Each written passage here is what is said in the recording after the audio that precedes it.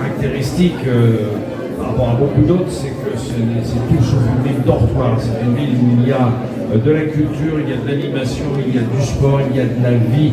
Donc à partir du moment où nos locaux de l'hôtel de ville sont emplis de culture et emplis de monde, on est absolument ravis. Donc passez du bon temps, prenez du plaisir, discutez avec les auteurs et puis vous pouvez lever aussi le regard pour voir les plafonds de ce magnifique salon. En tout cas, bienvenue à toutes et à tous, je suis ravi de vous recevoir aujourd'hui. Bonne journée à vous.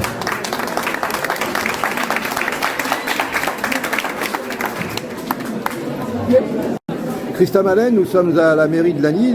Les salons d'honneur accueillent la 3e ou la 4e édition du Salon du Livre du Lions Club. La 3e a été annulée à cause de la Covid par M. le Préfet un vendredi soir. D'accord. Et donc là, en fait, c'est la 4e et la 3e en même temps. Concrètement. Bon. Quand on jette un œil, on se rend compte que c'est un succès. Combien y a-t-il d'auteurs? Il y avait 99 auteurs prévus, une centaine. Une centaine, bon. Et au niveau des visiteurs, vous avez une idée du nombre où on en est? Je ne sais pas, on décompte, mais je pense que c'est plusieurs centaines. Plusieurs centaines. Et dans l'ensemble, vous êtes satisfaite de cette édition? Personnellement, je trouve que je vois les gens qui partent avec plusieurs livres en main, donc c'est bon signe. Oui. Maintenant, il y a des auteurs qui restent statiques derrière leur table, qui nous le nez dans l'iPhone. Et donc c'est un petit peu dommage, quoi. Oui. Oui, effectivement. Il y a des gens qui sont avec le nez dans leur téléphone au lieu de dire bonjour. Voilà. Alors maintenant une question. Quel est l'intérêt en fait d'organiser un salon comme ça? Est-ce que c'est pour promouvoir des auteurs régionaux ou est-ce que c'est une littérature plus générale? Comment on pourrait définir l'objet du salon précisément?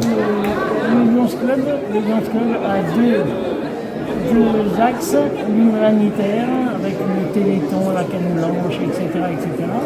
Et puis de l'autre côté, il y a l'humanisme, c'est-à-dire la culture, avec les concours d'affiches, l'environnement, la musique classique, etc., etc.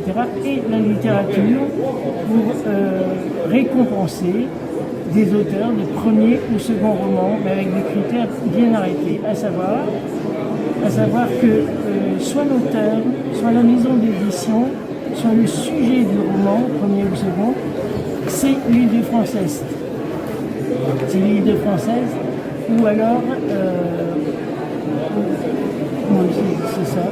Et donc, ça limite quand même, ça limite, et pas autobiographique. D'accord, ok. Alors on voit aujourd'hui quand même qu'il y a pas mal de maisons d'édition locales. On n'a pas de gros éditeurs. On n'a pas Grasset. Les auteurs ultra célèbres ou les maisons d'édition ultra célèbres. On n'a pas Gallimard. On n'en a pas besoin. Il y a des auteurs de la France ou Gallimard oui. ou la presse de la Cité. Bien sûr qu'il y en a. Il y en a aussi. La maison d'édition, non. Ils ont les vitrines des libraires. Ils n'ont pas besoin d'un salon du Lions Club. Il y en a qui ont 15 livres, d'autres qui en ont 25, d'autres... Il y a beaucoup de premiers romans que j'invite justement pour les découvrir.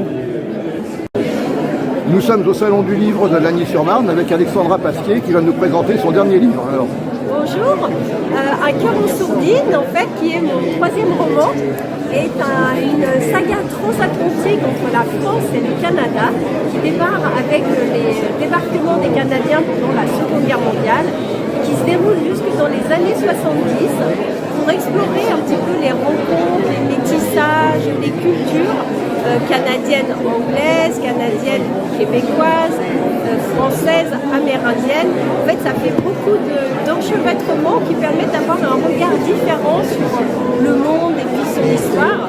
Puisqu'en fait, moi, je suis franco-canadienne, puisque je suis née à Montréal, et j'ai aussi l'accent parisien, donc je suis de part et d'autre de l'Atlantique, et j'avais envie de vous emmener dans une aventure littéraire qui vous fasse découvrir beaucoup de choses sur un pays qui est mon premier pays et souvent le deuxième pays de beaucoup de Français. D'accord. Alors c'est quand même assez différent de vos 2 premiers romans, Les Chicouf et Les Tamalous. Ah bah c'est complètement différent. En fait, mes 2 premiers romans se passent en France déjà. Et puis en fait, leur ambition c'était d'avoir un regard drôle et bienveillant sur le 4e âge et de faire des aînés des héros. Parce qu'en fait, j'aimais pas le regard qu'on porte sur les gens, les vieux. Et moi, je voulais montrer que même si la santé commence un petit peu à décliner, il y a plein de choses à vivre et qu'il faut en profiter tant que nous sommes sur cette terre. Très bien, alors on va se préoccuper davantage du présent et donc il faut lire Un cœur en sourdine d'Alexandra Pasquier. Merci beaucoup. Merci. Bonne nuit. Émilie Wurtz, vous avez une façon un peu particulière d'écrire en fait. C'est de la poésie ou c'est de la prose, comme disait M. Jourdain? Tout à fait. Alors, mes deux livres ici, il y aura un troisième et un quatrième volume qui s'appelle Chat Poète. Parce que Chat Poète, c'était un chat que nous avions, qui s'appelait Mamour. Alors, il avait une particularité, c'est qu'il s'étalait de tout son long dans l'herbe. Et puis les oiseaux, les souris, ils regardaient ça de loin de façon très poétique. Ah oui, mais ça bouge, ah bah oui, ben, oh, pourquoi je me fatiguerais alors? Bon, c'est pas la peine de courir la souris. Et il chante, ce chat, parce que dans mes livres, il y a bon nombre de chansons. Moi, je ne peux pas imaginer un monde sans musique. D'accord. C'est impossible. Et ce que je voulais dire d'autre, si on bute sur le mot poète, c'est écrit en vers, mais ce n'est pas de la poésie. Alors je vais vous expliquer pourquoi. Parce que j'écris surtout avec de l'humour. Exemple. Ça fait du bien dans ce monde un peu triste. J'ai écrit, entre autres, un texte qui s'appelle Le sonnet du lait. C'est la base d'un sonnet, c'est-à-dire 4-4-3-3, avec les rimes qui vont bien avec, mais j'ai cassé les rimes en ajoutant des onomatopées en bout de vers. D'accord. Et pour vous donner un exemple, on dit que j'aime les bébés. Faux. Ce parfum inondant l'enfant qui m'attire comme un aimant. Moi, ce que j'aime, c'est le lait. Oui, oui, oui, 3 fois, oui, super, oui, j'adore le lait, tout le monde le sait, non. C'est pour ma santé, il paraît. Dans cette maison, je suis privée de tout. Voilà. Et donc, le chat, à dire vrai, ne digère pas le lait et il n'est pas content parce qu'il adore. Voilà. Et après, il explique pourquoi on ne lui en donne pas, en fait. Puisque dans cette maison, on est privé de tout. Merci beaucoup, Émilie Wurtz. Ces quelques vers donneront certainement envie à nos lecteurs de se plonger dans vos livres. Merci bien, bonne journée. Merci, vous aussi.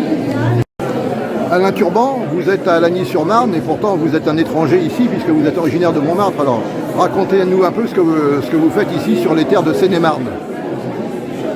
Ce que je fais en Seine-et-Marne, je profite de ce salon du livre pour présenter quelques ouvrages que j'ai faits dans ma vie et des chansons. Et promouvoir aussi la légende de Montmartre que l'on va faire le 6 et le 11 décembre à la Nouvelle-Ève. Je ne suis pas un étranger à Lagny-sur-Marne parce que de famille, on avait une maison au bord de la Marne quand j'étais gosse et on allait voir le Pépé de Champigny qui avait sa maison. Les deux Champigny de Lagny. Oui. Et en fait, voilà, l'opportunité, j'ai déjà chanté dans cet endroit il y a quelques années, il y a 2-3 ans, dans cette belle salle de la mairie.